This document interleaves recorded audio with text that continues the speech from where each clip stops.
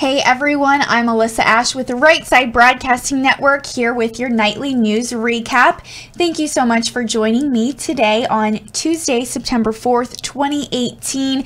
It was definitely a long day for us and for you guys if you stayed tuned, if you were tuned in to the first day of the Judge Brett Kavanaugh confirmation hearings. It was very long and crazy, but we're going to talk about that a little bit later in the broadcast. So stay tuned. First, I have some other political, world, national, and business news for you. And stay tuned because a couple not hours, but this will last a couple hours. And then right after that, I will be doing an update on Tropical Storm Gordon. So stay tuned for that. It's so great to see all of you over here in the YouTube chat. My dad, Greg Ashe, is here and he's one of our members. Hey Dad, hope you are doing well. And some more members, the Millers are here, B. Neal and Duke Moneagle. Hopefully I am saying your last name right. And James Wolfe is here, of course. Mark Hannibal. And some moderators are here as well. Lynn Jean, thank you so much for being here tonight. Appreciate each and every single one of you. And of course, I haven't forgotten you guys over on Facebook. Wanted to give a shout out to Star LeBlanc, Mark Favorite, Maria Vasquez from Texas, John Kelly. And let's see, who else is here? Shirley Emery, Paul Botner, and Mark Miller, and Mary Miller, Chris Swanson, and Deborah Foster just joined in. Thank you guys so much for being here. And Lucy Overstreet is here from Tennessee over on YouTube. And Lynn Jean reminding everyone to hit the like button and share the stream. Thank you so much, Lynn. Really appreciate that. So we are going to dive right in. I know this was an important story I didn't mention yesterday, but two Reuters journalists were sentenced for 7 years in Myanmar. And so Vice President Pence is calling for the release of the jailed Reuters journalist. So and this is from Reuters as well, as you can imagine. So U.S. Vice President Mike Pence on Tuesday called for Myanmar's government to reverse a court ruling that imprisoned two Reuters journalists for 7 years and to release them immediately. The journalists were found guilty on Monday on official secrets charges in a landmark case seen as a test of progress toward democracy in Myanmar, which was ruled by military until 2011. So I'm going to try my best to pronounce their names right, but first wanted to remember, thank you for reminding me, RSBN moderator, to shout out Common Sense, Glenn O, and Ralcope. Thank you so much for moderating our website and for keeping it clean and friendly. Really appreciate you guys. So those journalists, Wallone, 32, and Kwaso 28, were investigating the killing by security forces of Rohingya villagers at the time of their arrest last December and had pleaded not guilty. And Vice President Mike Pence wrote on Twitter, Wallone and Kwaso should be commended, not imprisoned, for their work exposing human rights violations and mass killing. Freedom of religion and freedom of the press are essential to a strong democracy. And Vice President Pence is the most senior U.S. official to add his voice to an international outcry against the verdict by a Myanmar judge who said the two had breached the Colonial Era Official Secrets Act when they collected and obtained confidential documents. So in Yangon, earlier on Tuesday, the wives of the two journalists insisted that the men were innocent and called for them to be reunited with their families. And a quick interruption, wanted to shout out, we just got our first donation of the night, $20 from Duke Moneagle. Thank you so much for that. And he said, big news day, thanks RSBN. Thank you so much, Duke. Really appreciate you. So Vice President Pence also wrote in another tweet, deeply troubled by the Burmese court ruling sentencing two Reuters journalists to 7 years in jail for doing their job reporting on the atrocities being committed to the Rohingya people. And I want to try to pull up those tweets for you guys just so you're able to see them yourself.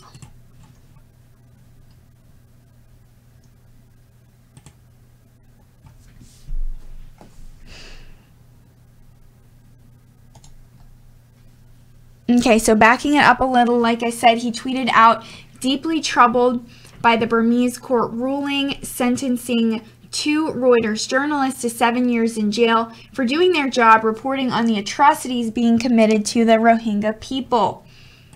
And right before that, he tweeted out, Walloon and Kyaw should be commended, not imprisoned, for their work exposing human rights violations and mass killings. Freedom of religion and freedom of the press are essential to a strong democracy. We call on the government of Burma to reverse this ruling and release them immediately. So definitely great that he is standing up for those journalists, and hopefully they will be released soon.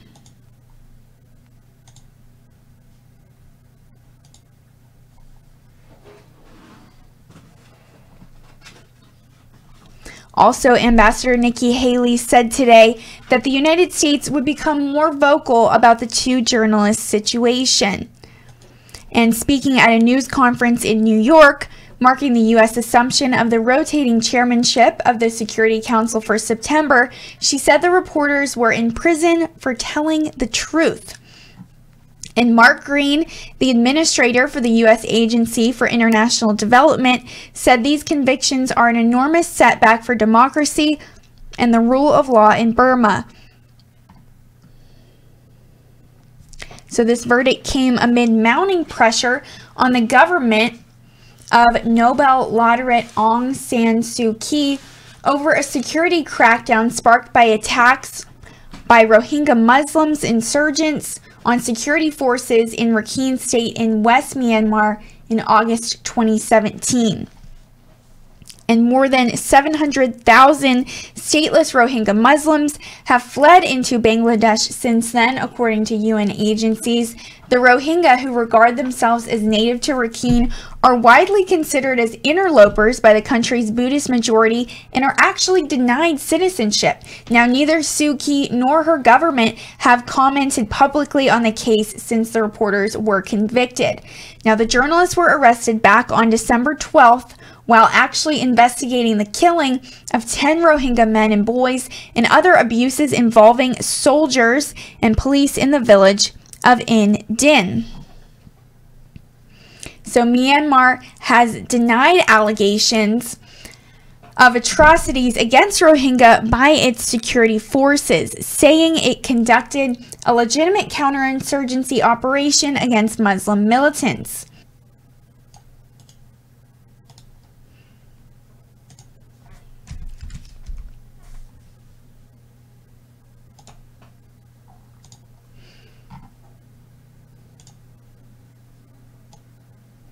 So moving on, in case you were wondering who will be replacing Senator John McCain of Arizona, it will be Senator Kyl. And this is an update from Reuters as well. Real quick, wanted to give a shout out. One of our great reporters, Tom O'Neill, is in the chat room. And he said, hey, Alyssa, great job tonight. I won't forget to give you a shout out from Montana. Get your rally caps on. Yes, thank you so much, Tom. I will actually not be attending that rally, but it is going to be a fantastic crew. Tom O'Neill, Bailey Byers, our new reporter, and Margaret Howell will actually be back. She has been kind of away from RSBN for a while, but she's coming back. I know many of you know her. And of course, our cameraman, they will be in Billings, Montana. They're leaving tomorrow for that rally on Thursday. So it's going to be a lot of fun. And so make sure to donate so that they're able to go. And I'll tell you a little bit more about how you can donate later. Thank you, Tom. So this is from Reuters News that former U.S. Republican Senator John Kyl is Arizona Governor Doug Ducey's pick to fill the U.S. Senate seat from Arizona vacated by former Senator John McCain. So the appointment brings a more conservative bent to the Senate, given Kyl's voting record and how it veers from that of McCain, a maverick who sometimes actually collaborated with Democrats on major legislation, as you know. So once he is formally installed in the Senate, Kyl's first major vote is likely to be on the confirmation of Brett Kavanaugh to the U.S. Supreme Court. And Kyl, who is now currently a lobbyist at the law firm Covington and Burling, already has been working behind the scenes to boost Kavanaugh's prospects. He would provide more of a cushion to a Republican victory in the deeply divided Senate, given that McCain had been too sick all year to cast votes in Washington. And Mark Jones, a political science professor at Rice University in Houston, said in a telephone interview, Kyl tended to be more conservative than McCain throughout his tenure in the Senate. And I want to bring up a picture of John Kyl for you guys, just so you can get a visual.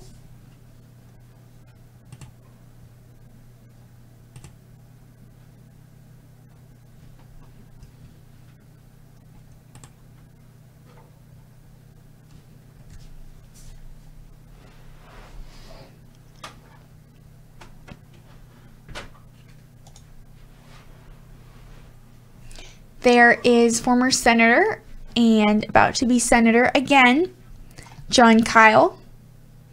So Kyl, he's 76 right now. He served with McCain in the Senate and rose to become Republican whip, the second highest leadership post in the party's Senate leadership, before retiring back in 2013. And in a statement announcing his appointment, Ducey said his fellow Republican understands how the Senate functions and will make an immediate and positive impact benefiting all Arizonans. So once Kyl is sworn in, Republicans will return to the 51 seats they held in the 100-member Senate before McCain's death. Democrats control 49 seats, including 2 independents who align with them. So while no date has been announced for Kyl to take the oath of office, a swearing-in typically occurs promptly after the governor's appointment.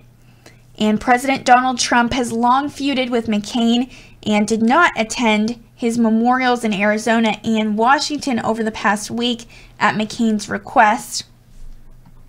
And at a news conference, Kyl said he had only met Trump once several months ago, and he said, "I don't really have a relationship with President Trump." Now, McCain, who died of brain cancer at age 81 on August 25th, would have been up for re-election to his 7th term in November 2022. And Kyl's new stint in the Senate is not likely to last long. A special election will be called in 2020 to fill the remainder of McCain's term, which would have ended in January 2023. Kyl said he would not be a candidate in 2020, and if Kyl were to leave before November 2020, Ducey would have to name another caretaker for the seat. So Kyl served 4 two-year terms in the U.S. House of Representatives before he was first elected to a 6-year stint in the Senate in 1994. He retired at the end of his 3rd term in January 2013. Now, McCain's fellow Arizonan retiring U.S. Senator Jeff Flake, who has been one of President Trump's most prominent Republican critics, praised the pick on Twitter, calling it an excellent choice. So Kyl also won praise from an opposition Democrat responding to a reporter's question about the choice.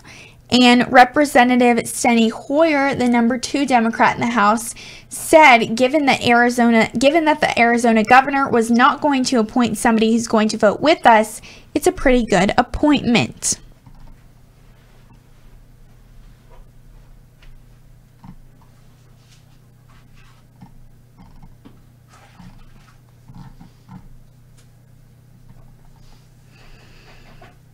And switching back over while we are talking about the House and the Senate, this is from Reuters as well.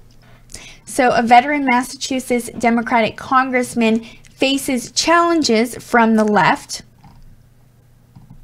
A 10-term Democratic congressman will try to fend off a challenge on Tuesday from a Boston City councilor who could be Massachusetts' first black congresswoman in a race with parallels to a New York upset that rattled the party in June.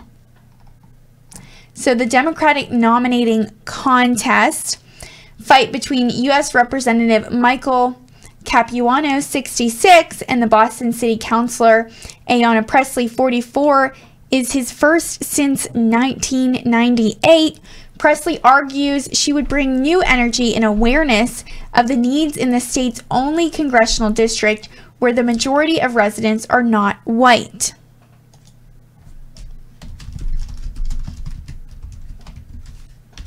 So the race echoes the June primary in a safely Democratic New York City congressional district where first-time candidate Alexandria Ocasio-Cortez beat a 10-term incumbent, sparking fresh enthusiasm for progressive candidates across the United States. Now, within hours of her victory, Ocasio-Cortez, 28, endorsed Pressley on Twitter, saying, "Vote for her next in Massachusetts." And Capuano and Pressley were out urging supporters to remember to vote on the day after a 3-day holiday weekend for many in the state. Voter turnout in Boston was running well ahead of recent primary elections, according to Mass Inc. polling group.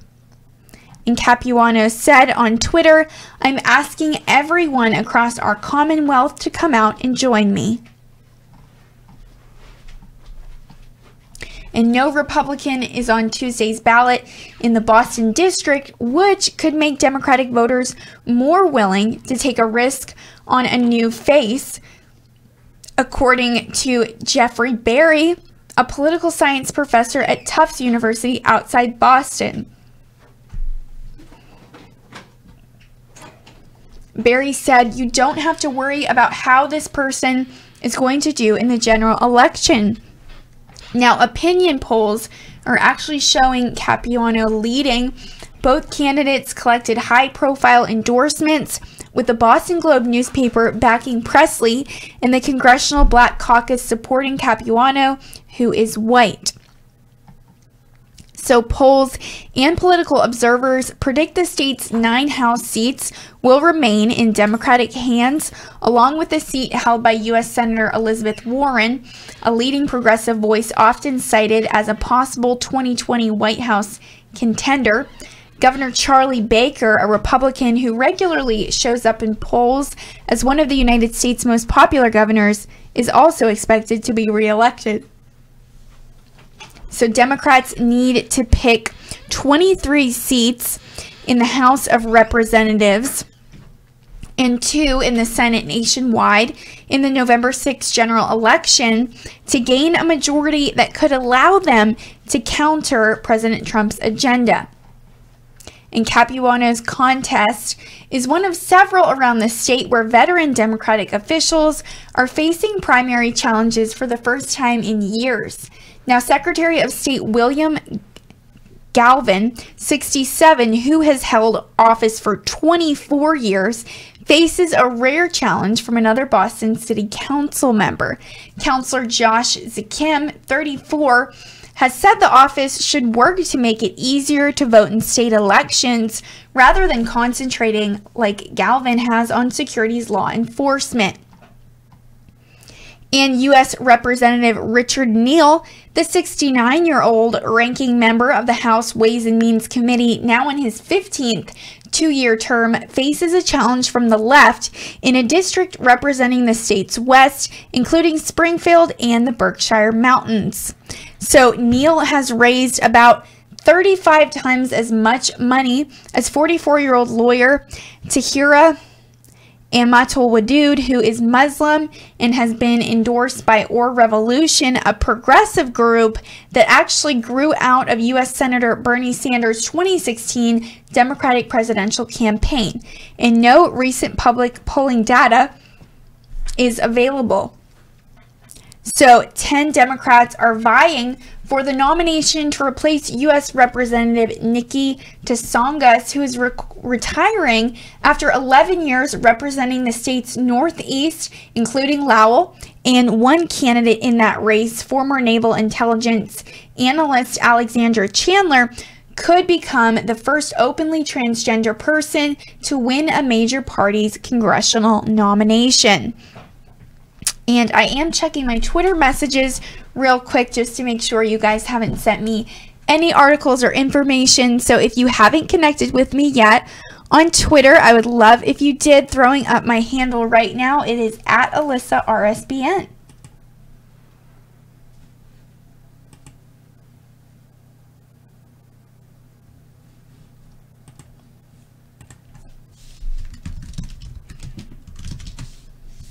And just got an article from one of our fantastic reporters I just mentioned, Tom O'Neill. Thank you so much, Tom.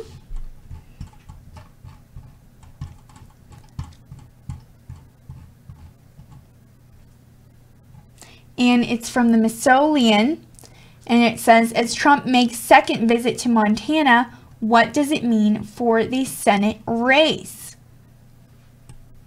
And real quick, going to show you guys a picture of when President Trump was in Great Falls, Montana. You can see a full rally there.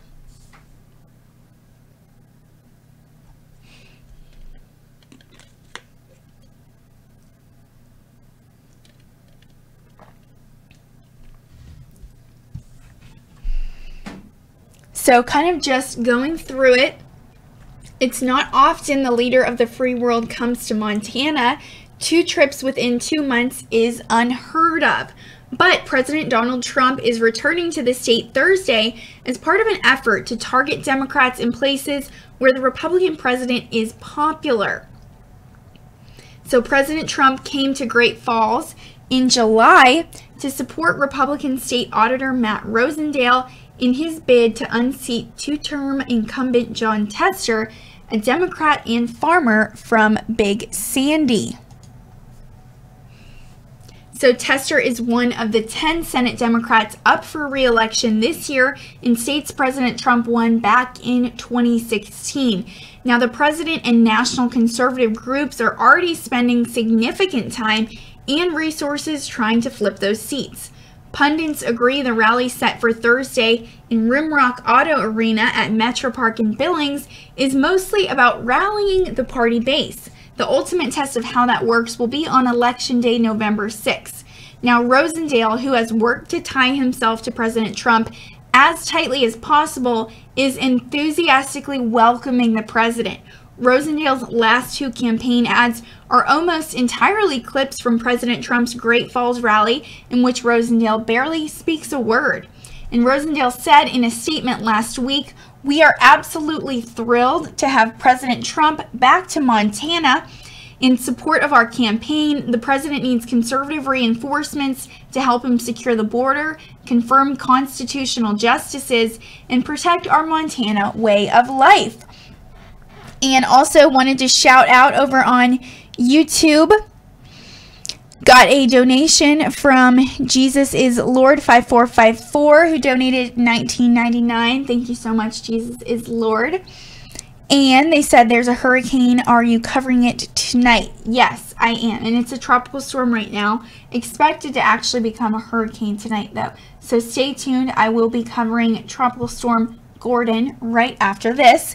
Thank you so much, Jesus is Lord. Really appreciate you. So going back to Montana, Tester said the first time President Trump came, he wasn't worried about the rally's possible effect on his re-election bid. And the same is true for round 2. The day of the last event, hundreds lined the route through Great Falls to see the president's motorcade.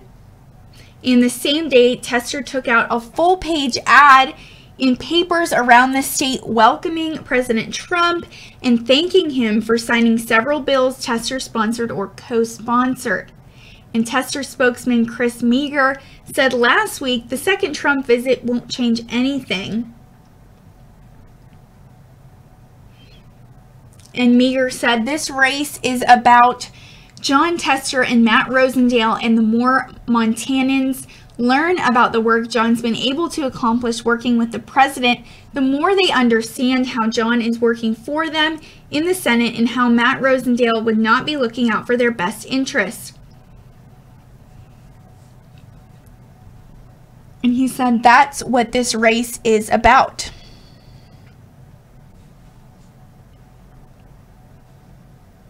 So at a July 5th campaign-style rally in Great Falls, 6,600 enthusiastic fans filled the Four Seasons Arena to see the president tout Rosendale as someone he says will support his agenda. President Trump also tried to classify Tester's record as obstructionist and relived his own presidential campaign victory, all while fitting in attacks on the media, the hashtag #MeToo movement, and Senator Elizabeth Warren in his 90-minute speech. And much of the same of him is expected on Thursday. Also wanted to shout out, we just got a $10 donation from my dad, Gregory Ashe. Thank you so much for that. Really appreciate you and that, and it'll definitely help the team get to next rally Thursday. So Jeremy Johnson, who's actually an associate professor of political science at Carroll College in Helena, said it's all about exciting the base. For the Republican base, Trump is a major motivating figure. A candidate like Rosendale has attached himself very closely to Trump, so this is clearly to generate excitement among base voters. Now, Johnson said creating energy is an important part of the Republican playbook because Democrats are expected to do well nationally, riding a so-called blue wave cresting in response to President Trump's election and tenure in office. And Johnson said there's a lot of Democratic enthusiasm and Democratic turnout will be higher than normal. That worries Republican strategists. Now, tagging independent voters and those who don't strongly align with any party has been a part of Tester's 2 past wins. And Johnson said he doesn't think Trump's rallies in Montana will touch those people. Johnson said Trump alienates liberals and does not reach out to more independent voters either. He says it's an intense appeal, but it's a relatively narrow appeal. Now, Rob Salden, who is an associate professor of political science at the University of Montana, says he thinks Trump has it out for Tester. Now, as the ranking Democrat on the Senate Veterans Affairs Committee, Tester publicly released allegations that President Trump's nominee to head the VA drank on the job and improperly dispensed prescriptions, leading Rear Administrator Ronnie Jackson to withdraw from consideration and sparking a Pentagon investigation. And Salden said it seems that Tester's involvement with Trump's VA secretary nominee was the spark for Trump. It does not seem to me Trump really kind of has it out for Tester here with a second visit in a short amount of time.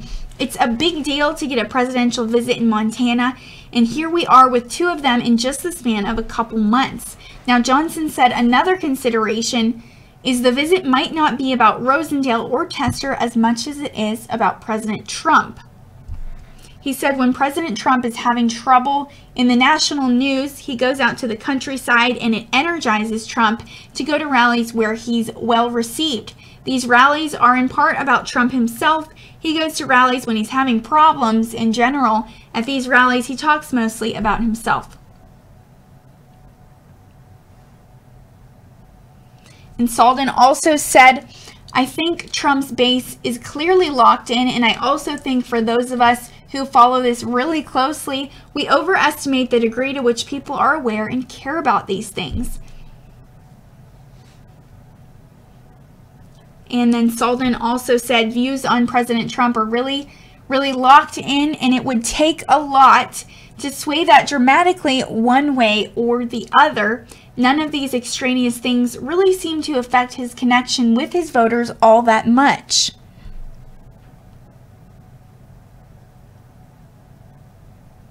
However, Deborah Lamb, the chair of the Montana GOP, said the first President Trump rally was stunning. She said it shocked all of us, and it shocked the president when she was discussing the turnout. And she said that President Trump filled the Four Seasons Arena, and several thousand were still left outside. Now, Lamb expects higher attendance at the Billings rally, saying it's a bigger venue and many in Montana are supportive of President Trump. And she said people are excited about what the president's policies have done for them personally. And she was citing the tax bill passed at the end of last year. Now, at the rally, if you're wondering what he's going to talk about, President Trump is expected to talk about trade negotiations with Mexico.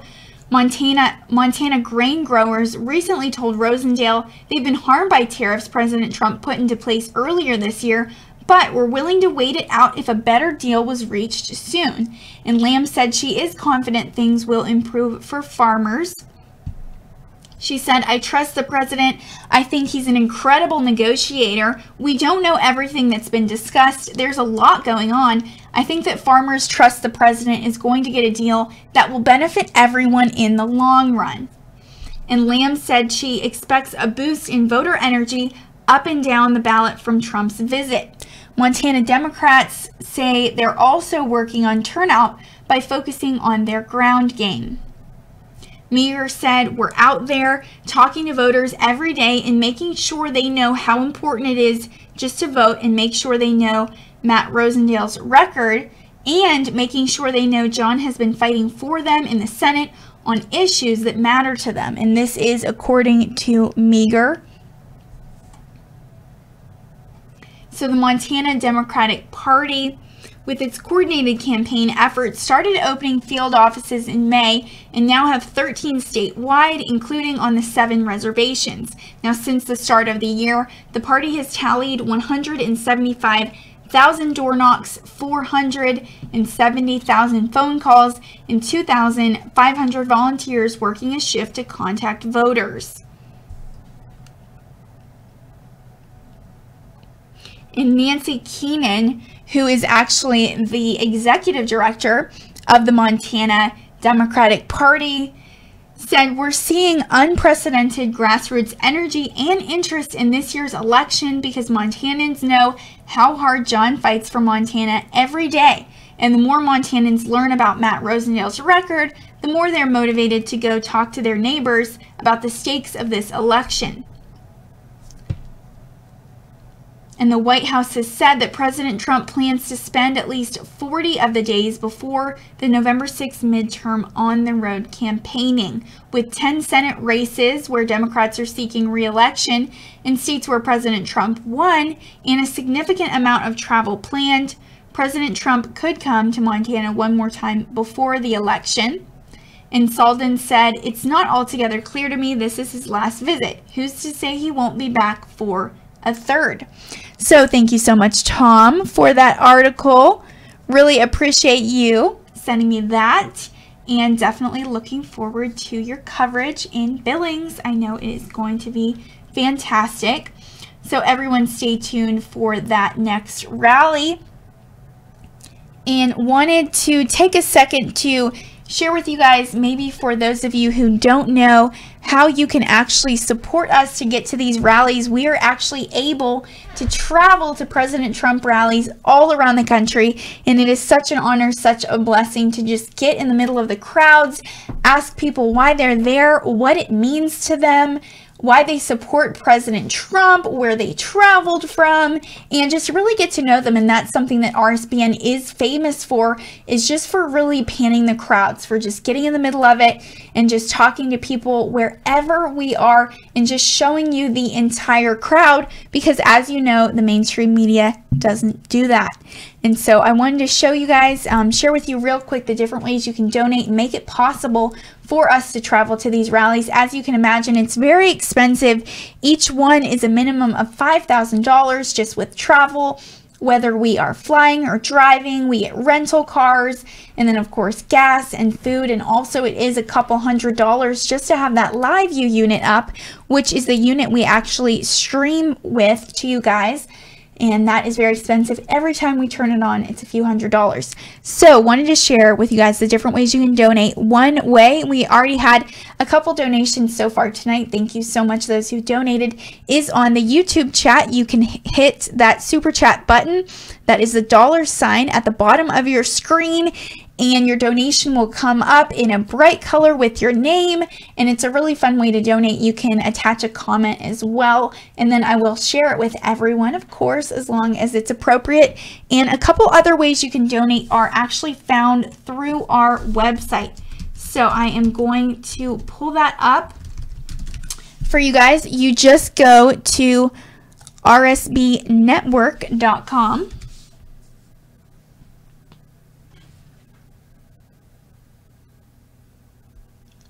And up at the very top, you can see that fourth tab over donate. You just click that donate button right there.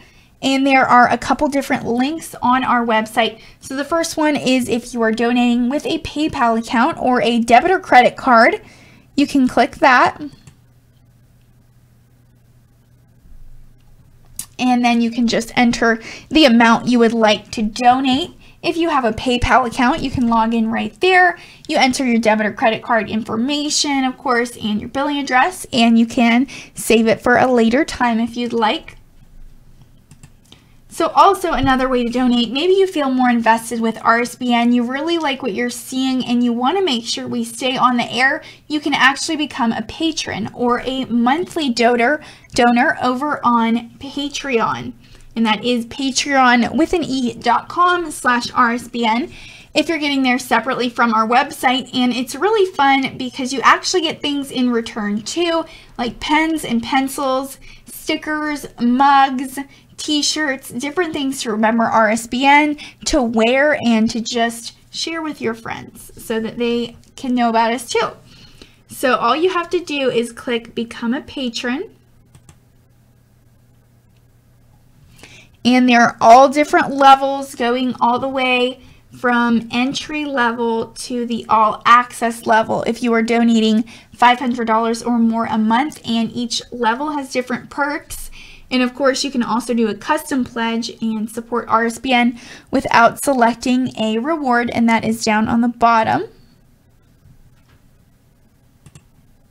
So that last way that you can actually donate, if you are not comfortable donating online, we completely understand and respect that.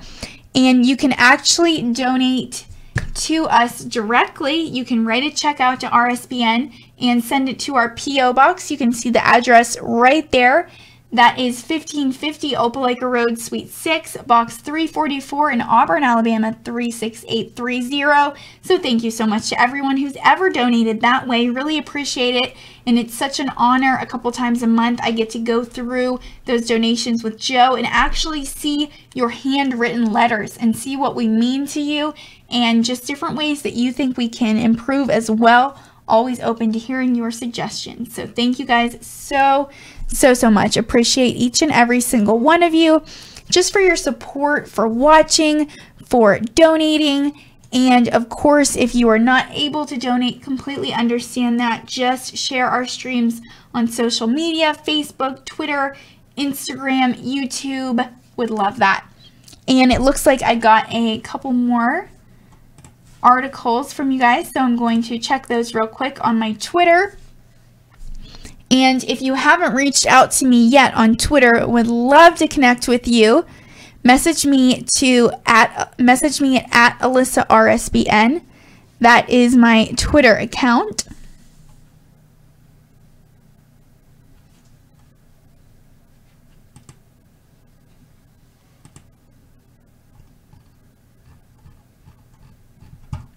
And just got a great article from the British Patriot. Thank you so much for this. I actually saw this earlier today and thought about talking about it, but forgot to add it to my list. So thank you so much, British Patriot. And it is that Chicago Mayor Rahm Emanuel announces he will not seek re-election. And this is from Fox News. Also, we just received a $2 donation over on YouTube from NanoWare. Thank you so much, NanoWare, for that. Who says Rio Grande Valley MAGA. Thank you so much. Appreciate you, NanoWare.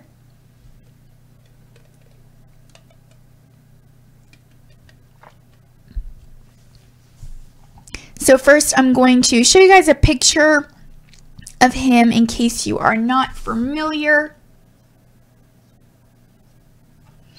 This is the current mayor of Chicago, Rahm Emanuel.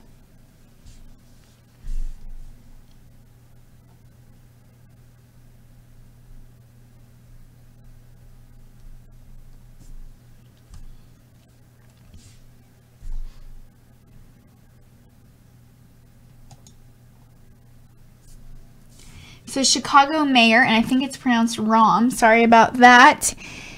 Thank you so much for sending me that.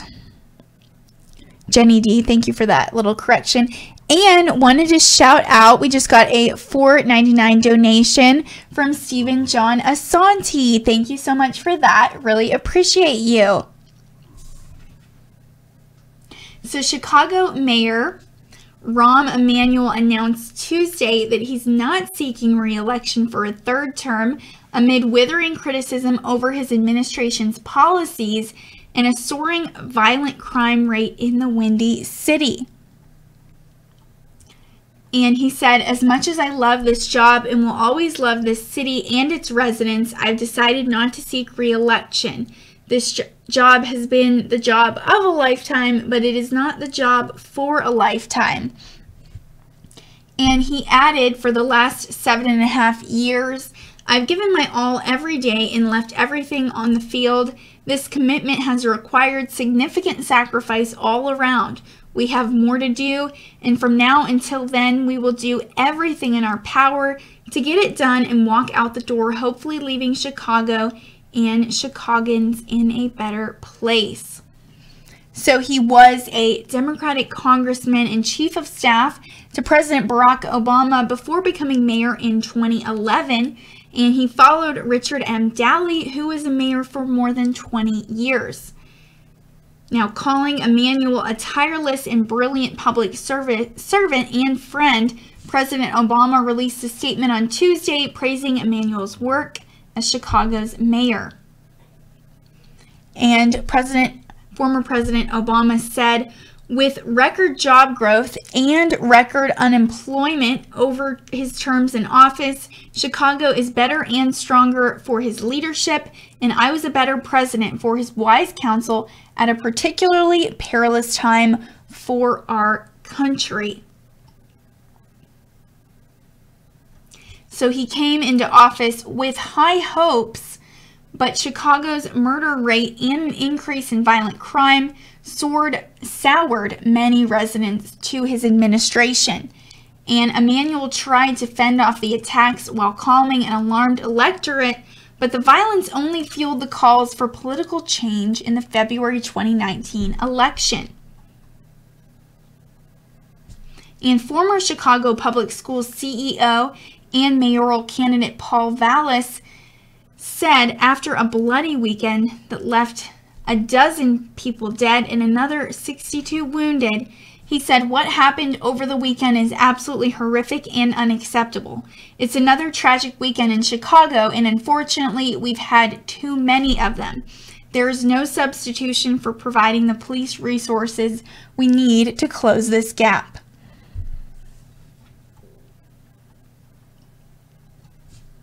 And besides taking the heat from his rivals in the mayoral race, Emanuel was also besieged on the national level, with President Trump's lawyer, Rudy Giuliani, blaming Emanuel and decades of one-party Democratic rule for the violence in a series of tweets.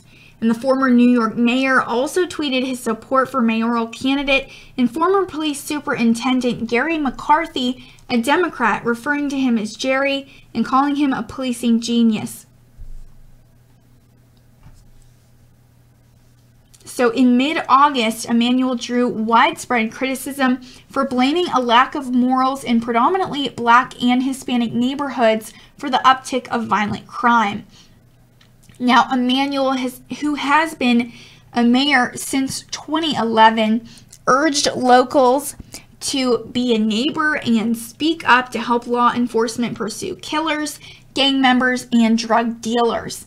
And he said, "This may not be politically correct, but I know the power of what faith and family can do. Our kids need that structure. I am asking that we also don't shy away from a full discussion about the importance of family and faith, helping to develop and nurture character, self-respect, a value system, and a moral compass that allows kids to know good from bad and right from wrong." And critics quickly called him out for what they dubbed tone-deaf comments in which he seemed to be blaming the victims. And Kwame Raoul, a Democratic state senator who is running for Illinois Attorney General, took a similar view. He said, "I think for the mayor to make a generalization about a community is more than just misspoken, it's outright wrong." And while Chicago has endured relentless criticism from President Trump, he asked more than once what the hell is going on in Chicago. The Windy City actually ended last year with 650 homicides, down from 771 the year before. The total, though, still exceeds the combined number of killings in New York and Los Angeles. And I am still checking your Twitter messages. Thank you guys so much for all that have sent me anything tonight. Really appreciate you guys and your help.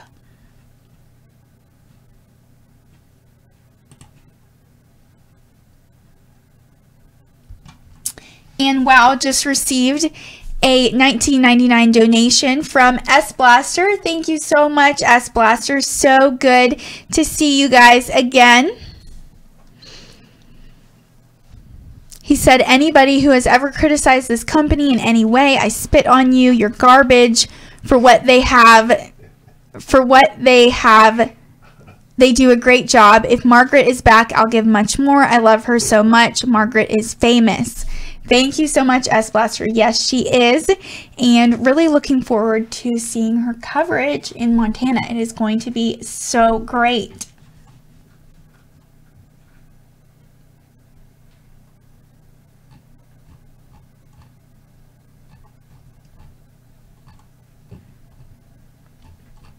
And just received $1.99 from Steve Nisley, State to State Interior Painter. Thank you so much, Steve. Looks like you guys can hit Steve up for all your painting needs.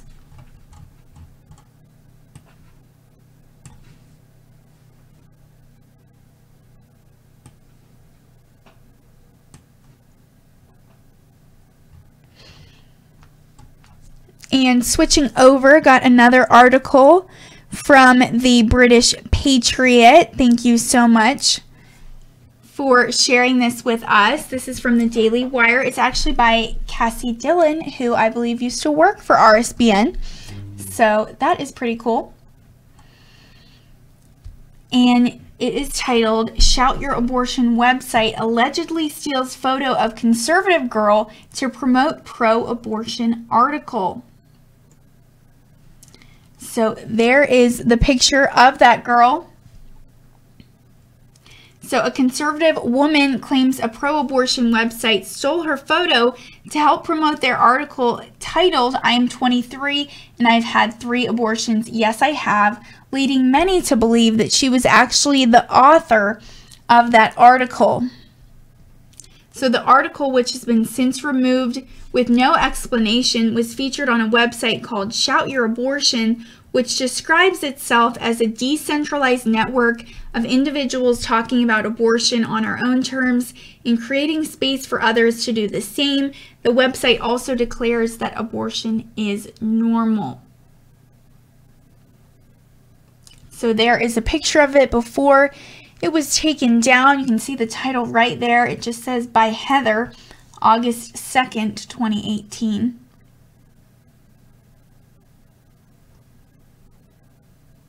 So in a statement, 24-year-old Molly Schaap says she wants to make it clear that I have never had an abortion. And Schaap says the photo was taken off her social media accounts and says she was horrified to wake up and see that a photo of her was used without her permission for the article. Someone using the name Heather stole my picture and essentially my identity. And the article details Heather's reasons for having 3 abortions and outlines her reason for supporting abortion. And Schaap says she said she is proud of who she is and her actions, yet she used a picture of a random stranger instead of herself. I'm appalled that my photo has been used in this manner. And she said, all of my life I have been pro-life and believe that life begins at conception. I have personally donated to pro-life causes and believe that every life is valuable. As a Christian, I believe that God is the author of life and that life is not ours to take away. And Schaap says, although she didn't write the story, the comments being made about the girl in the photo feel very personal. And that, yes, the story, if it is true, is quite sad, but there is no excuse for making some of the crude and judgmental comments I have seen.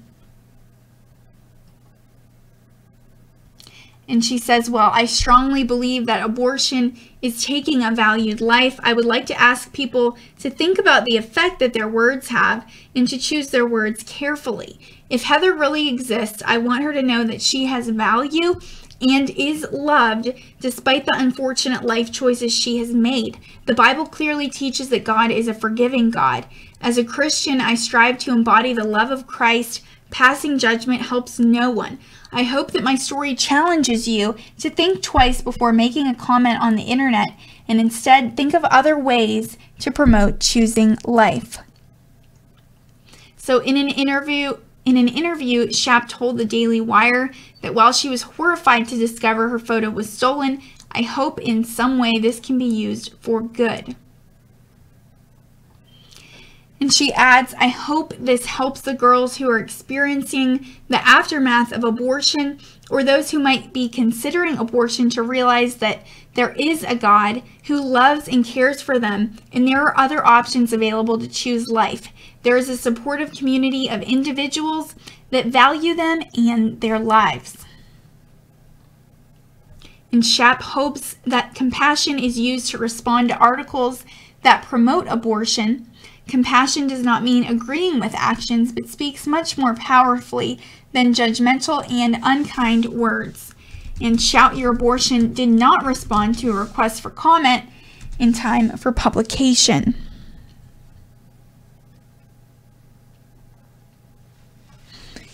And switching over real quick, I wanted to check your Facebook comments and make sure you guys don't have any comments or questions over here.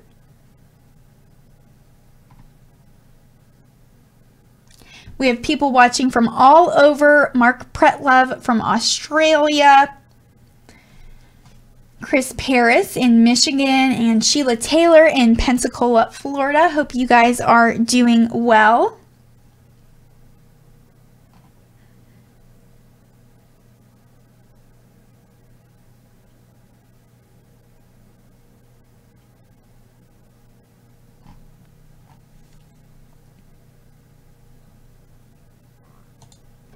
And a sweet comment from Susie Mar-William. She says, Michigan campaigner since 2016, says, God bless you, President Trump. Keep up the great job. I'm disabled with MS for 30 years. I can't afford to donate anymore, but I'm always helping you in Michigan. Please let me know what else I can do, Alyssa. Thank you.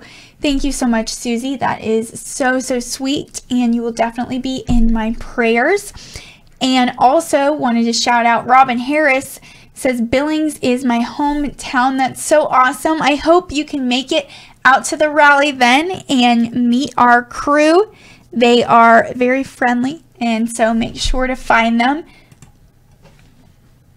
You can always recognize Tom O'Neill. He's usually wearing a white suit or a seersucker suit. He also has his tan suit, so probably one of the three.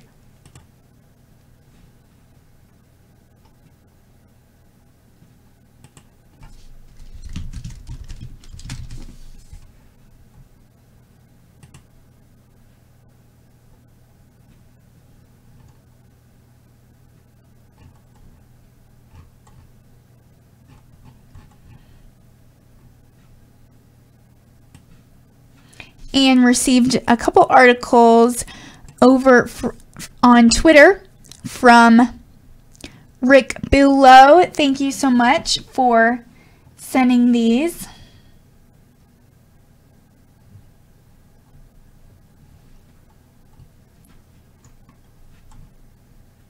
So this one is actually from the Miami Herald.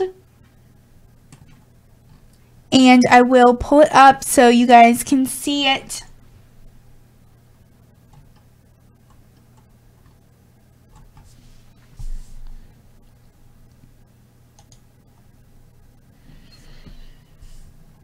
So Andrew Gillum and the FBI investigation that has become a battering ram for the GOP.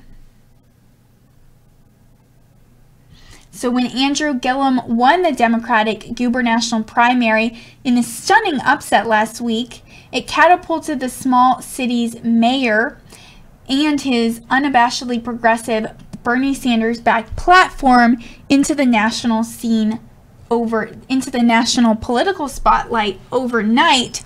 But his victory has also brought that bright glare to a years-long ongoing federal probe of alleged public corruption in Tallahassee involving development deals and City Hall, which is expected to remain a major battering ram for the GOP against the unexpected Democratic nominee.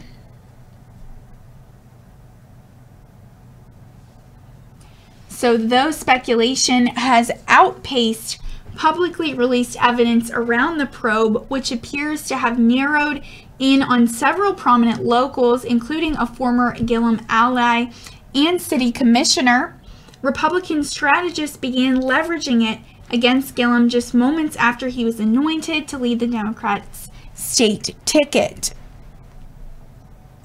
So Gillum has repeatedly said he was told by the FBI that he is not the target of its investigation, and after meeting with the Florida Commission on Ethics Tuesday morning, he released receipts from 2 trips he took that have drawn attention because of the probe. So the FBI and the U.S. Attorney's Office have consistently issued no comment statements about the investigation, and since Gillum won the primary, both have continued to decline to comment. So former FBI agents don't believe there will be any definitive action on the case before Election Day. And Chris Quick, who is a former special agent who specialized in white-collar crimes and now runs a private investigations firm, said they don't want to get accused with influencing the outcome of the election. The last thing they want is more criticism.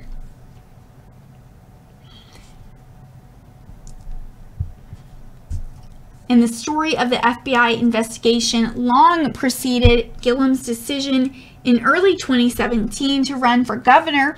According to the Tallahassee Democrat, agents came to town as early as 2015, acting as businessmen looking at investments in the city. Under the pseudonyms Mike Sweets, Mike Miller, and Brian Butler, they interacted for months with local officials and their partners, including longtime Gillum friend and lobbyist Adam Corey.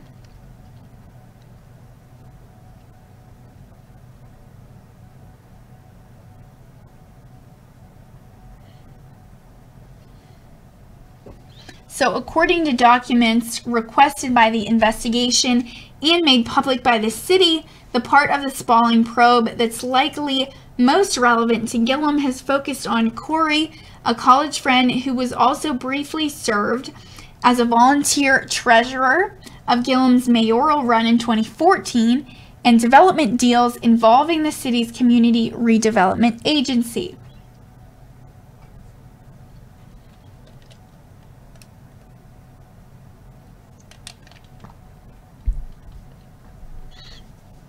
Now, in 2013, the Community Redevelopment Agency voted to give more than $2.1 million in taxpayer funds to renovate the Edison, a downtown restaurant project Corey co-owns, and Gillum voted with the rest of his fellow city commissioners who sit on the CRA to fund it, which raised eyebrows at the time. And under the city's form of government, Gillum is not a strong mayor and is one of the 5 votes on the city commission. So Corey, who Gillum cut ties with last year, became close with the agent known as Miller after the agents arrived in town and introduced Gillum to the undercover agent in 2016, according to the Democrat. So Miller, the Democrat reported, wanted the city to expand the jurisdiction of the Community Redevelopment Agency to include a parcel of land Miller said he would develop, and solicited Corey to achieve that goal. So later that year, the CRA, which Gillum chairs, voted unanimously to expand the jurisdiction, though he wasn't present for that vote. So reported meetings between Gillum, Corey, and agents have drawn local headlines. The Democrat reported Gillum received an invitation to meet with Miller from Corey while Corey, Gillum, and Gillum's wife were on vacation in Costa Rica in May 2016 as part of a birthday celebration for her with other lobbyists and Sean Pittman, another college-era friend who ran Gillum's mayoral bid and continues to advise him in his gubernatorial run. And Gillum, Corey, and Miller also met in New York in April that year. During a business trip Gillum took in his capacity with the Liberal People for the American Way Foundation. And in an email inviting Gillum to meet, Corey noted that Miller had arranged hotel rooms, an outing to a Mets game, and a boat trip to the Statue of Liberty, according to the Democrat. So the Democrat reported that 2 of the undercover agents joined Gillum, Corey, and Gillum's brother Marcus on the boat in New York Harbor. And going down a little bit, you can see some of those documents there.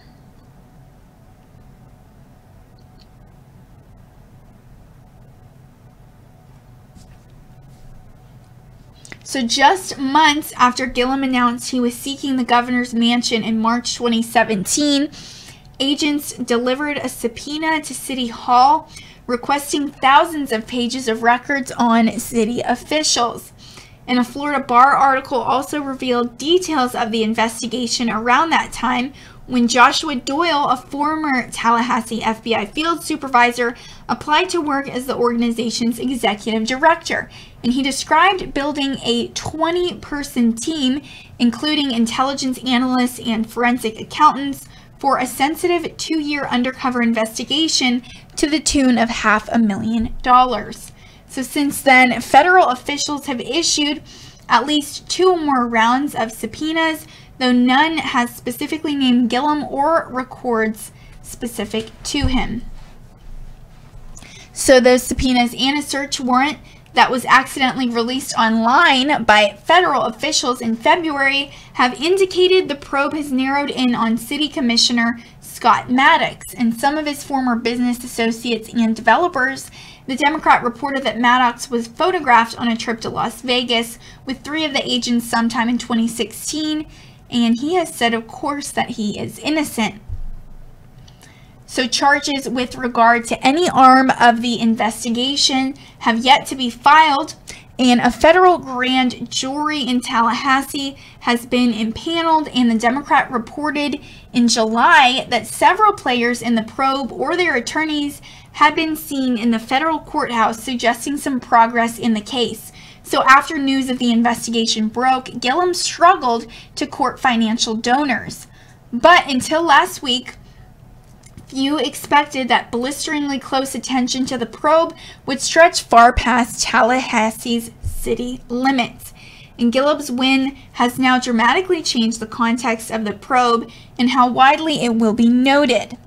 So Ron DeSantis, the GOP nominee, wasted little time in mentioning the FBI investigation to Fox News' Laura Ingraham on election night.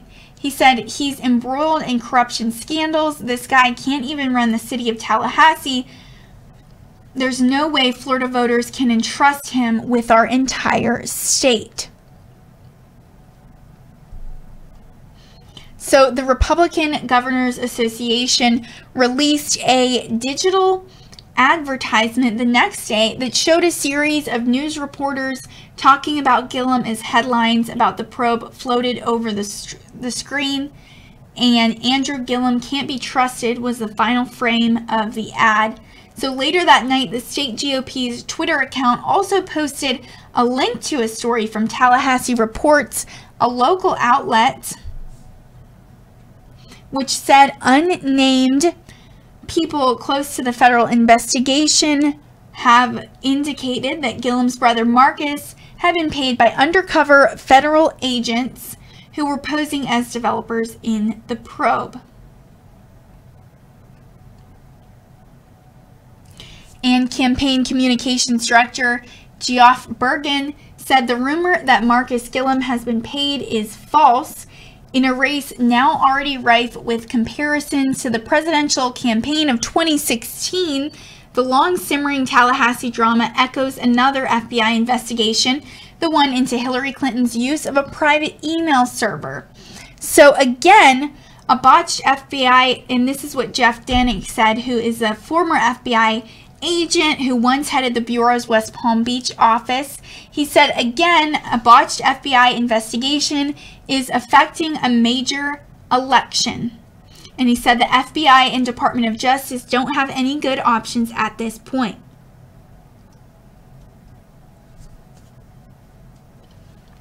But barring a major announcement or break in the case, voters may not know the probe's outcome before they go to the polls in November. So it's unlikely that Gillum, who has not been directly implicated, will be able to completely shake its cloud. But political experts say whether or not it's resolved before the election day, the FBI investigation could affect the perception of Florida voters. So Aubrey Jewett, who is a political science professor at the University of Central Florida, said if Republicans or outside groups attack that over and over again, it certainly has the potential to sway some voters. And she said, we know from political science and political communication research that the reason that the attack ads are so often used is that they have some effect on some people. So Florida State University political science professor Carol Wiesert wrote in an email to the Herald Times that if Republicans want to sway those voters, they'll have to define Gillum as corrupt early in the campaign.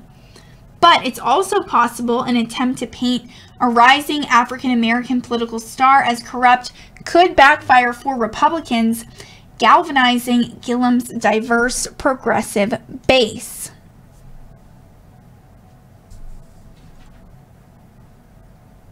And Jewett said many black voters believe, and sometimes with some evidence, that black politicians are singled out and unfairly treated in investigations.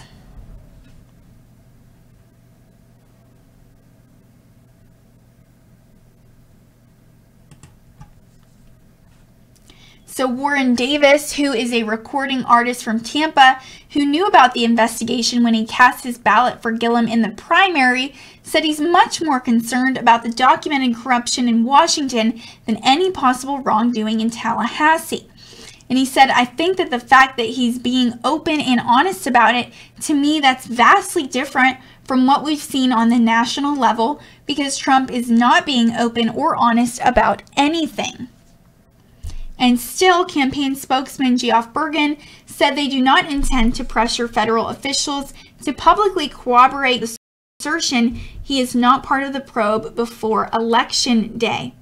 So and this is according to Bergen in a text message. He said the investigation is going to run its course and we want it to be thorough. We're not going to pressure them in any kind of significant or consistent way. Obviously, we'd like the public to have the facts, but understandably, public integrity cases can and do take time to get it right.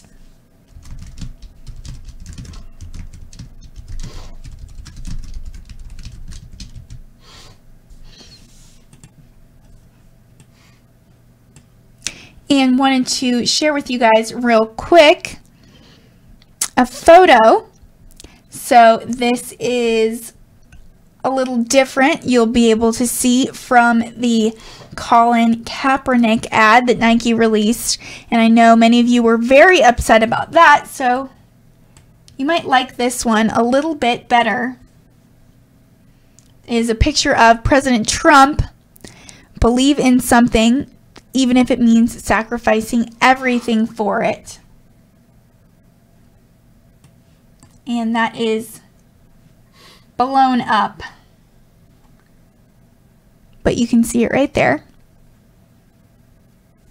And that is from our CEO, Joe Seals. Thank you for sending me that.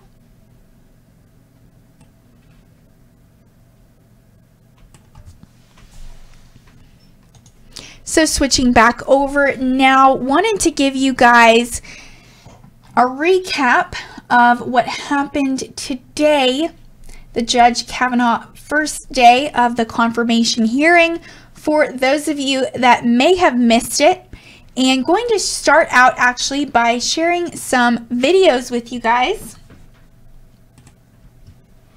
So this was actually during a recess when the Democrats wanted about 30 minutes to talk. Senator Ted Cruz was interviewed.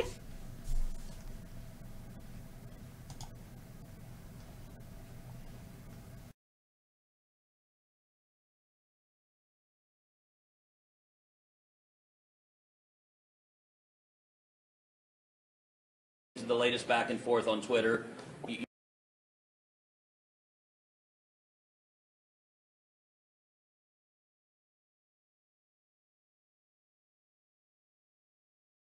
The latest back and forth on Twitter. You're welcome to talk to someone else. Question for you. Conservatives typically vote on the courts much more than liberals do. You're running for re-election this year. Are you seeing the other side starting to pay more attention to this issue in light of the president getting 2 Supreme Court picks that Democrats take too much to stop? You know, it is certainly true that the extreme activists on the left are focused on the court. But I think in Texas, the overwhelming majority of Texans want to see justices who bring judicial humility to the job, who simply follow the law. Who in their right mind would want to be governed by 5 unelected lawyers in Washington? Our democratic process, look, the contentious social issues of the day should be decided by the American people, should be decided at the ballot box. They shouldn't be decided by 5 unelected and unaccountable lawyers wearing robes. And then that's one of the real divides between Democrats and Republicans today in Washington, is that Democrats on a number of their more extreme issues haven't been able to prevail at the ballot box, haven't been able to convince the American people. So their approach is they want judges who will just end run the democratic process. That's not the way our Constitution operates, and I think Texans are deeply gratified by President Trump's judicial nominations, by the confirmations we've seen out of the Senate. When it comes to protecting fundamental liberties, you know, what is this fight all about? As I just described in my opening statement, it's about protecting our basic constitutional liberties. It's about protecting free speech and religious liberty and the Second Amendment, which Texans and Americans want to see protected, and which Democrats in the Senate want to see judges undermining. That's what this choice is about, and that's why Judge Kavanaugh is going to be confirmed. Senator, is picking someone with a background in a White House, a very sort of openly political background, not to compound that problem? Does it sort of signal to one party, this guy sees it this way? Well, it's important to remember, Judge Kavanaugh has been a federal appellate judge for over a decade. And by any measure, he is one of the most respected federal appellate judges in the country. He served on the D.C. Circuit, which is often described as the second highest court in the land. He has over 300 published opinions. And it's interesting, if you look at the Democrats, they said virtually not a word about his actual judicial record, his published opinions. If you want to know what sort of justice someone will be, the best indicator of that, the best predictor, is their record as a judge previously. They can't attack, or at least they haven't tried so far to really attack Judge Kavanaugh's record. Instead, they're just trying to delay and throw up, obstruct. And that, at the end of the day, that's not going to succeed. All right, thank you, guys.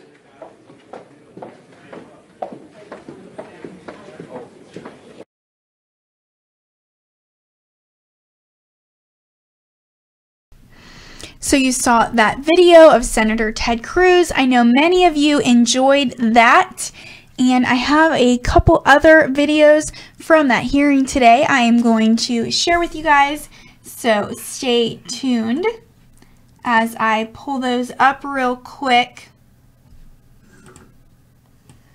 This one is of Senator Grassley. He talks a little bit about President Trump, and then he talks about those documents that were a hot topic today as well.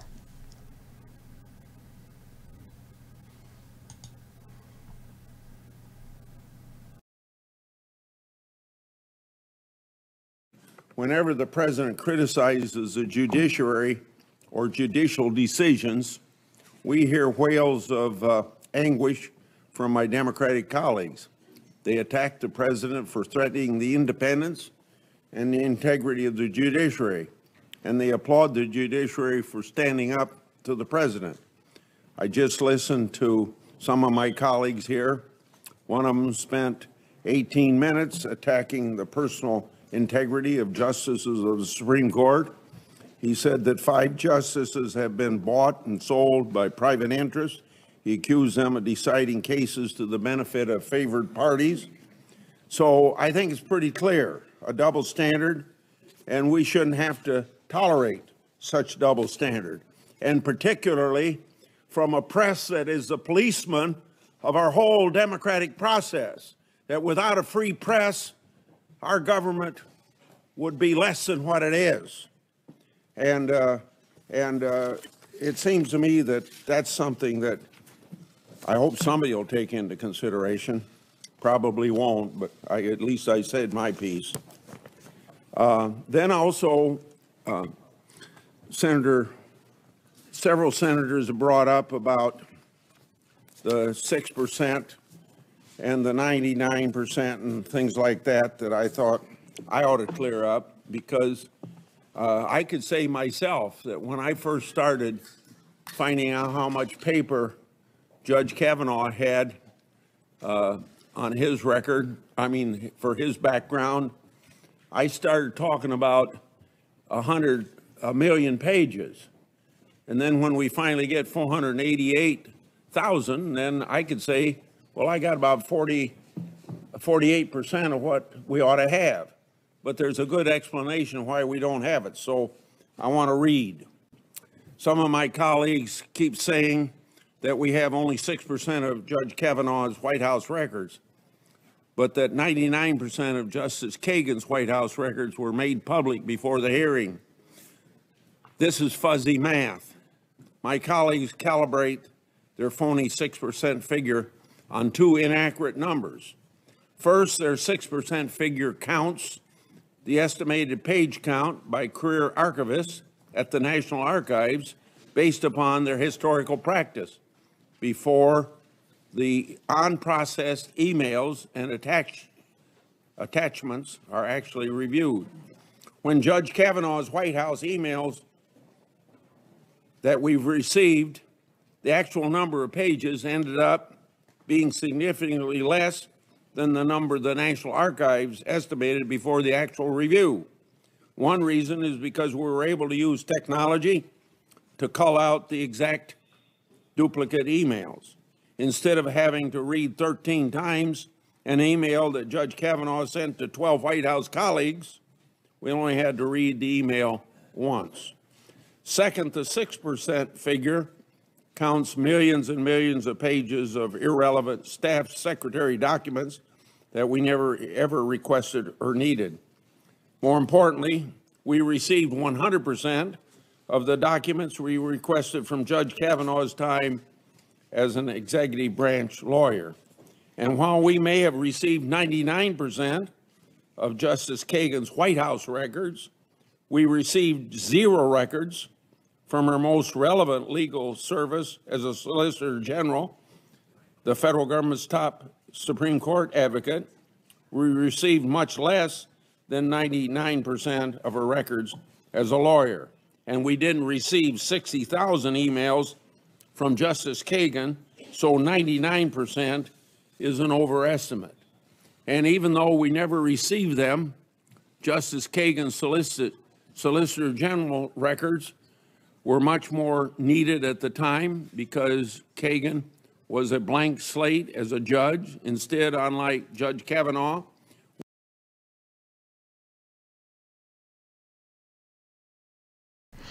and I have one more clip for you guys.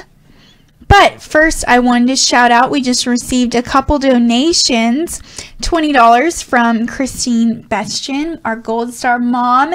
Thank you so much. She says, I hope by now you all understand how important it is to get out and vote. We the people own this country. President Trump is taking it back. We must stand with him. I'm proud to be here with you. Patriots, where we go one, we go all.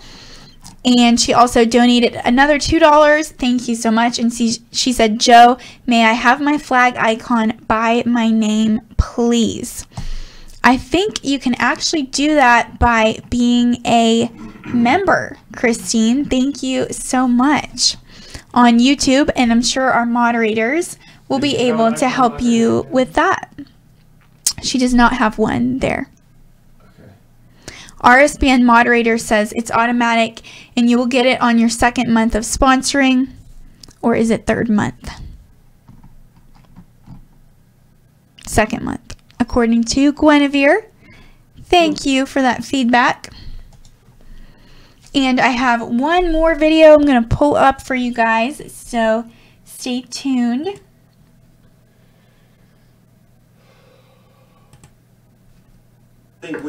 This one's a little shorter. It's just a minute long, and you can hear, this is Senator Grassley again, and you can hear some of the protesters in the background that were there, and then you can hear him talking about executive order as well.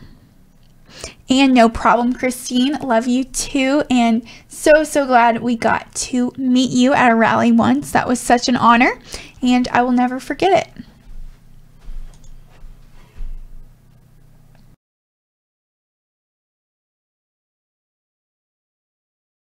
Of the American people the opportunity to hear whether Judge Kavanaugh should be on the Supreme Court or not. And you have heard my side of the aisle call for regular order, and I think we ought to proceed in regular order. There will be plenty of opportunities to respond to the questions that the minority is legitimately raising, and we will proceed accordingly. Mr. Chairman, under regular order, may I ask a point of order, which is that we are now presented with a situation in which somebody has decided that there are 100,000 documents protected by executive privilege, yet there has not been an assertion of executive privilege before the committee. How are we to determine whether executive privilege has been properly asserted if this hearing goes by without the committee ever considering that question? Why is it not in regular order for us to determine before the hearing at which the documents would be necessary whether or not the assertion of privilege that prevents us from getting those documents is legitimate, or indeed is even an actual assertion of executive privilege? I do not understand.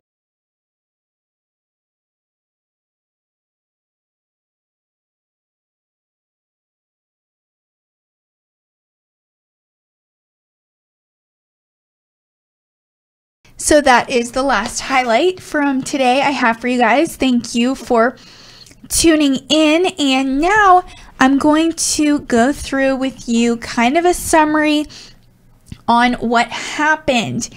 And this actually is from lawfareblog.com. Day 1 of Brett Kavanaugh hearings, documents delayed and documents denied. So a conflict erupted in the Senate Judiciary Committee on Tuesday over the committee's access to a series of documents from Supreme Court nominee Brett Kavanaugh's time in the Bush White House. The conflict concerned the withholding of material under an implied assertion of executive privilege and the relevance of the documents in question. There are a few different caches of documents and different reasons why senators do not have access to them. So to give context, before Kavanaugh's testimony begins in earnest on Wednesday, what we're going to go through is kind of 3 different batches of the documents at issue. So the 42,000 pages, you guys heard this again and again today, as part of the 5,148 documents from Kavanaugh's time in the White House counsel's office were released to Senate Judiciary Committee on Monday night. So Senate Minority Leader Chuck Schumer was quick to respond that senators were unlikely to have time to review the documents before the hearing began Tuesday. The majority staff on the committee, however, tweeted only 3 hours later that they had finished their review. So Democrats pushed back through the proceedings on Tuesday, and Senator Sheldon noted during the hearing, sorry, I am backing up on something real quick, getting it ready. So Senator Sheldon noted during the hearing that reviewing that many documents so quickly would require majority staffers to process documents at a rate of 7,000 pages per hour. And several Senate Democrats asked for delays because of the late production. Senators Whitehouse and Amy Klobuchar, for example, repeatedly emphasized that lawyers would not proceed with trials the morning after opposing counsel had related 42,000 pages of documents.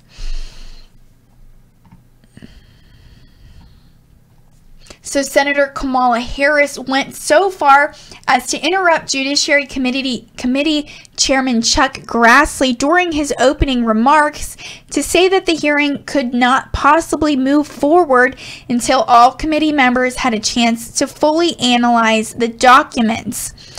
And when Grassley noted that she was out of order, several other Democrats objected. And Grassley argued, as he would throughout the first day of hearings, that the committee Republicans or their staff had managed to review the additional records. And he also pointed to the thousands of Bush White House documents that had previously been released. So there was also a 100,000 pages that was repeated again and again today.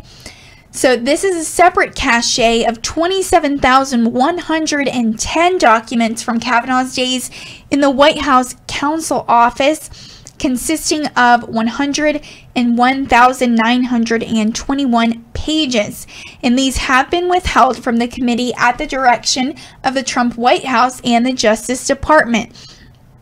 So lawyers for former President George W. Bush sent a letter obtained by BuzzFeed detailing the documents that representatives of President Bush and the National Archives and Records Administration provided to the Judiciary Committee.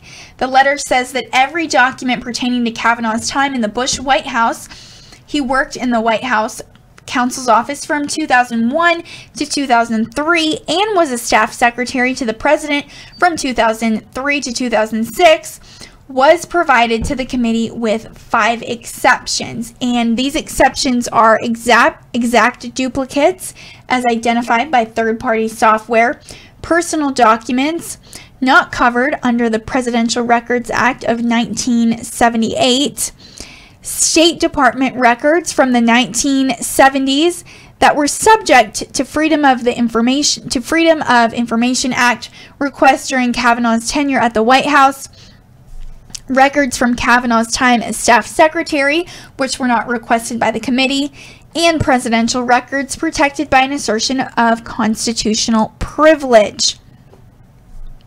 So the first category is self-explanatory.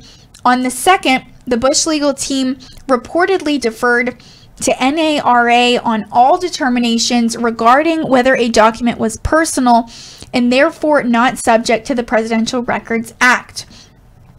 So for the third category, the letter explains that hard copies of several State Department records from the 1970s were found in Kavanaugh's White House counsel's office records. It turns out that they'd been left in his office for consultation on FOIA requests. The fourth category, documents from Kavanaugh's tenure as staff secretary, were not provided because they were not requested by Grassley. And the fourth category is worth a deeper explanation. So according to Bush's legal team, 27,110 documents totaling 101,921 pages were not provided to the committee because the Trump White House, in consultation with the Justice Department, identified the content of the documents as traditionally protected by constitutional privilege and directed that the documents not be provided to the committee. So note, the objection here did not come from the Bush team, but from the Trump administration. So neither the Bush team nor the Trump administration actually asserts any privilege over the documents. Rather, the documents are said to contain information that could be protected under privilege. So the Bush team has deferred to the current Justice Department on matters of asserting privilege over the Kavanaugh documents. Their letter even specifies that former President Bush instructed that the documents be reviewed with a presumption of disclosure. But the letter also states that the Trump administration has said information identified in the documents has been traditionally protected by constitutional privilege, phrasing that suggests the White House hasn't directly asserted privilege, at least not yet. So Justice Department spokesperson Sarah Isgur Flores said that the department, which has advised both Democratic and Republican administrations on the application of the PRA and constitutional privilege, takes full responsibility for breadth of the production of Kavanaugh documents was far greater than the much smaller and narrower productions for the past Supreme Court nominees. So this may be correct, but there's probably no other nominee whose work in the White House generated anything close to the volume of documents that Kavanaugh's work there produced.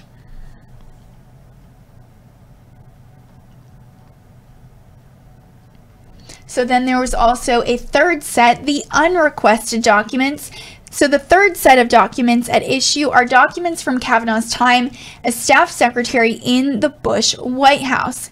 And as Senator Dick Durbin wrote on Twitter, the biggest black hole in Judge Kavanaugh's record is his 35-month tenure as White House staff secretary from July 2003 to May 2006. Republicans are not disclosing any documents from this 35-month period. So according to Bush's legal team, the documents were not provided to the committee because Grassley did not request them.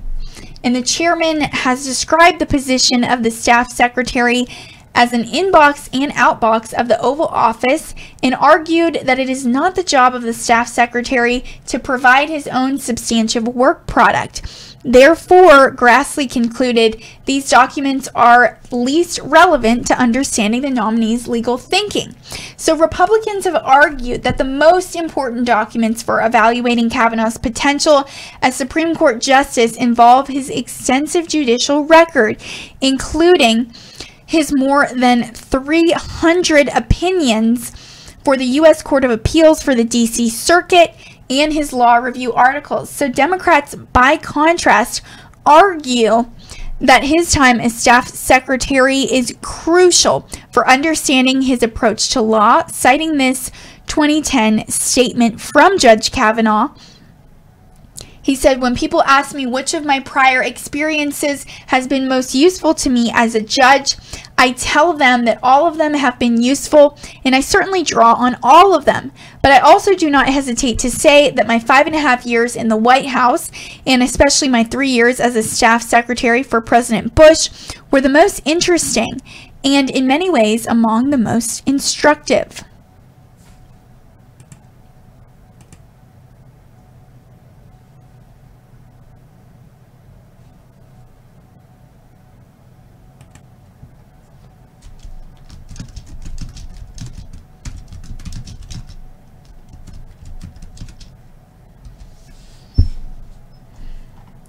So in a USA op-ed published on Monday, Grassley wrote that the Judiciary Committee has received more pages of executive branch material for evaluating Judge Kavanaugh than for the previous 5 Supreme Court justices combined.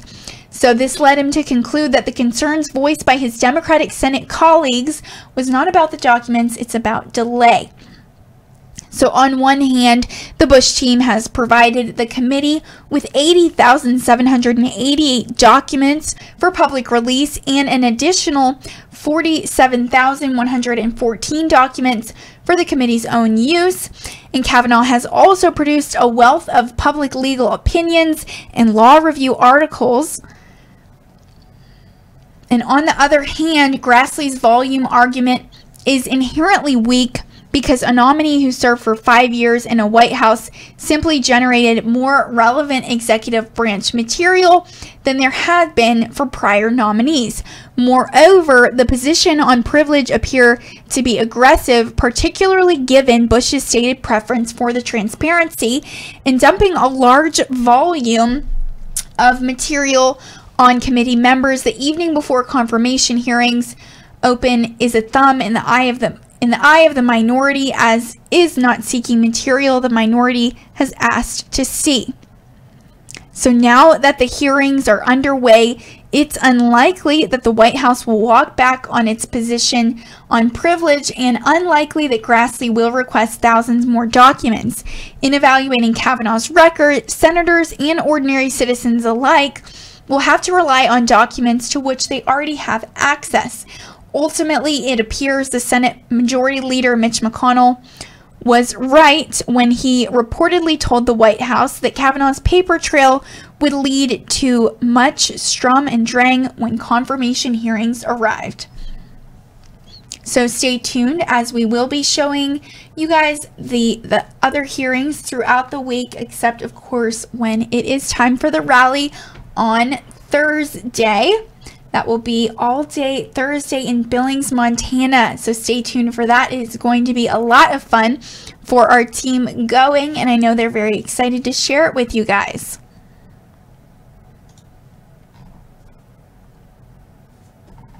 Checking over on Facebook, making sure I didn't miss any comments or questions.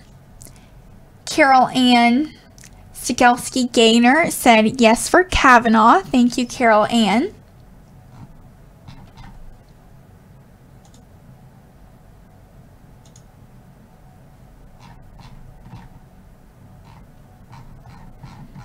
And also some business news, since I have not touched on business yet, and this is from Reuters.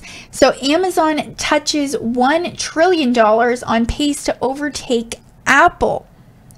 So Amazon.com Inc. on Tuesday briefly joined Apple Inc. to become the second $1 trillion publicly listed U.S. company after its stock price more than doubled in a year as it rapidly grew in retail and cloud computing.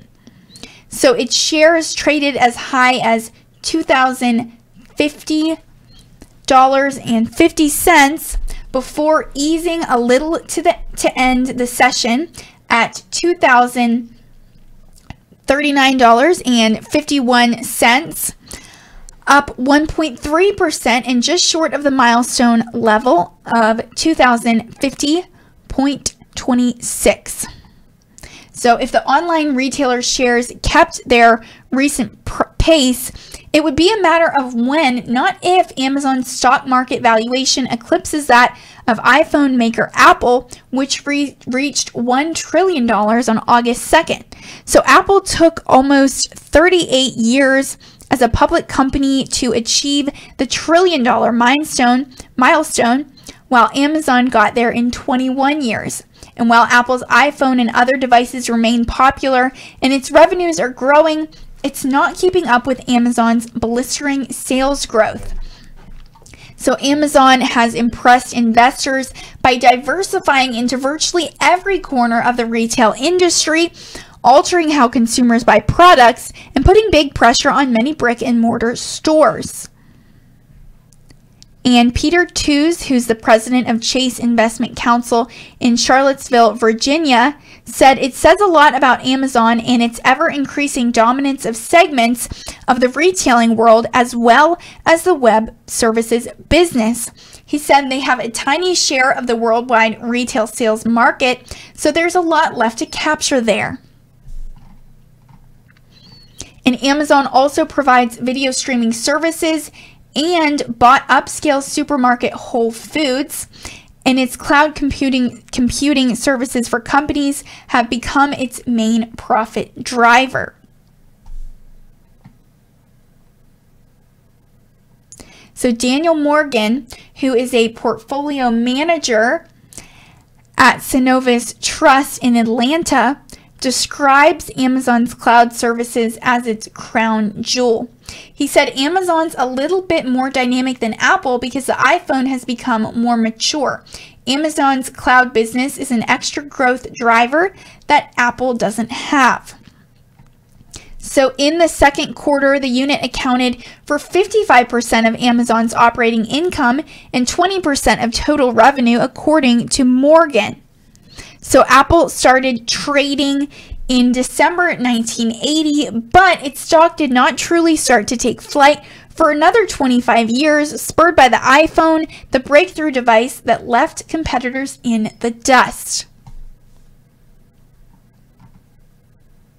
So Amazon, founded as an online book retailer in Chief Executive Jeff Bezos' garage in 1994, started trading on May 15, 1997 at $150 on a split adjusted basis.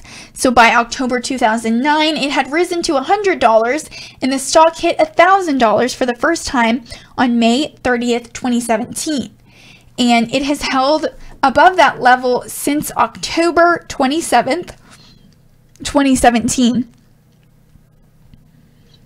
Now, just 10 months later, on August 30th, Amazon shares hit $2,000 for the first time, just $50 per share away from giving the company a $1 trillion market value.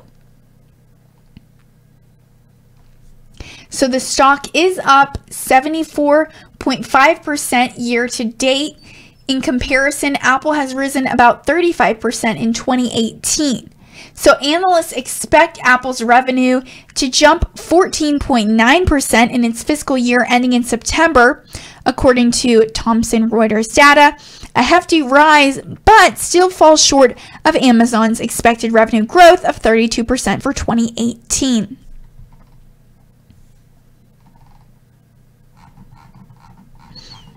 And there is some business news for you guys, and I'm going to move on. I like to end always on a positive story.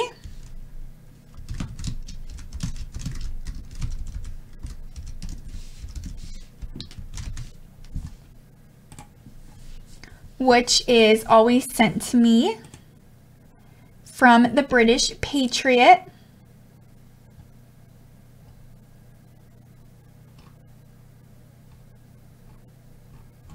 So this is really sweet. It's actually from Fox News, and it is a video that has gone viral of North Carolina Chick-fil-A workers and diners praying for a staffer battling cancer in a viral video.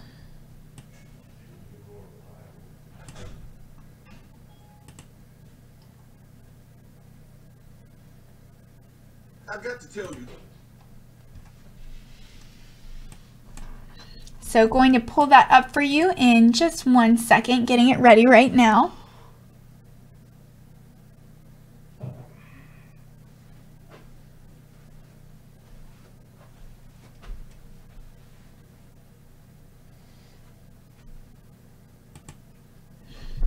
Okay, going to switch over so you can see the video.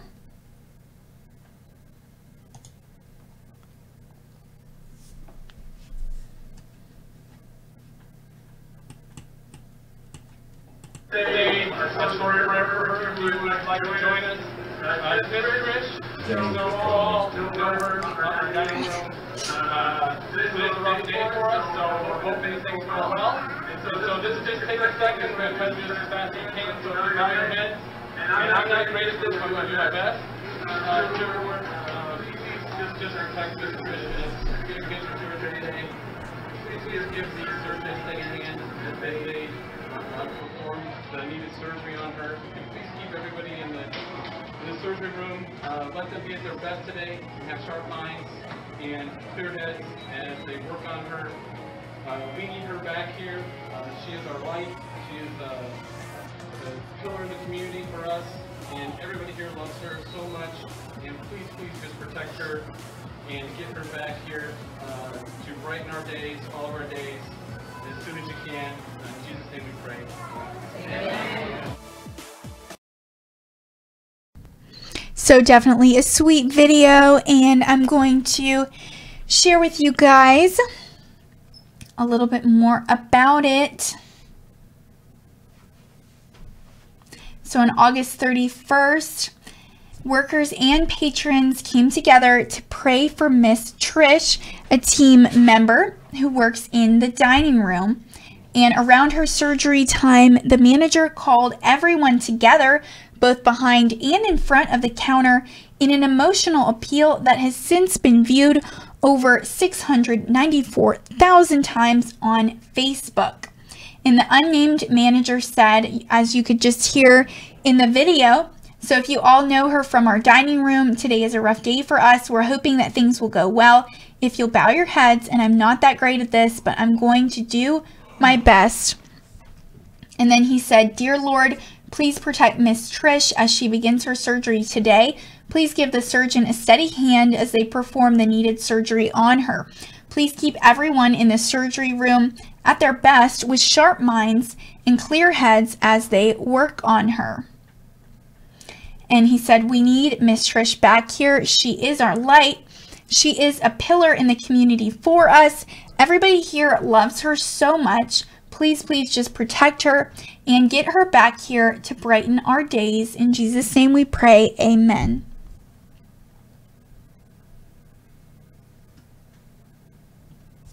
And since then, the sincere scene has struck a heartstring with many online who voice their support for both the action of the prayer and for Miss Trish's speedy recovery.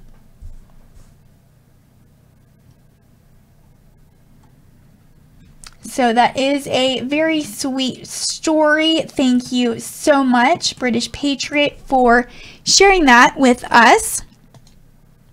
And thank you all so much for tuning in to my nightly news recap. Really appreciate you guys and all of your loyal support. And now I'm going to take a few minutes after this to prepare and have that next stream up for you very soon of Tropical Gordon's progress in the Gulf Coast. Already getting some live updates about it. So please tune into that just next. I can't wait to share it with you guys. And I hope you all have a fantastic night. Hope to see you on the next stream. And once again, for Right Side Broadcasting Network, I'm Alyssa Ashe.